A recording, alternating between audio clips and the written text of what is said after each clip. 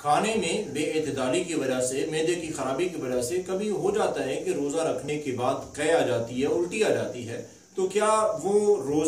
روزے کے دوران قے آنا کیا روزے کا اجر ضائع کر دیتی ہے یا روزہ ٹوٹ جاتا ہے؟ اب اس کے متعلق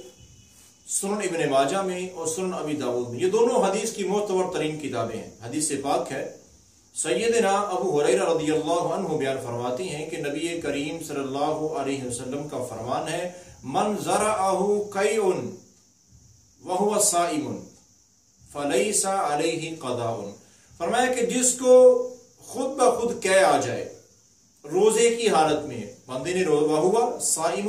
بندے نے روزہ رکھا ہوا ہے، روزے کی حالت میں الٹی آ گئی ہے، قے آ گئی ہے، جو کھانا کھایا تھا وہ منہ کے ذریعے باہر آ گیا ہے، تو فرمایا کہ وَهُوَ صَائِمٌ، روزے کی حالت میں ایسے ہو گیا، فَلَيْسَ عَلَيْهِ قَضَاءٌ، اس کے روزے میں کوئی حرج نہیں ہے، کوئی فرق نہیں ہے، اجر و ثواب بھی پورا ہے، روزہ بھی نہیں ٹوٹا ہے، اسے اپنا روزہ مکمل کرنا چاہیے، اس کا روزہ بالکل درست ہے،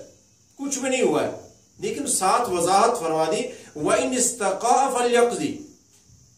اگر کوئی بندہ جان بوجھ کے کیا کرتا ہے، اب ایک بندے کو پتا ہے میں مسواک یا برش یا انگلی گلے میں ماروں گا تو مجھے کیا جاتی ہے، جان بوجھ کے اگر کوئی کیا کرے، الٹی کرے، تو اس کا روزہ ٹوٹ جاتا ہے، اس کا یہ روزہ قابل قبول نہیں ہے، اسے رمضان کے بعد اس روزے کی قضائی دینی پڑے گی۔ یہ ہے نبی کائنات صلی اللہ علیہ وسلم کی حدیث مبارکہ۔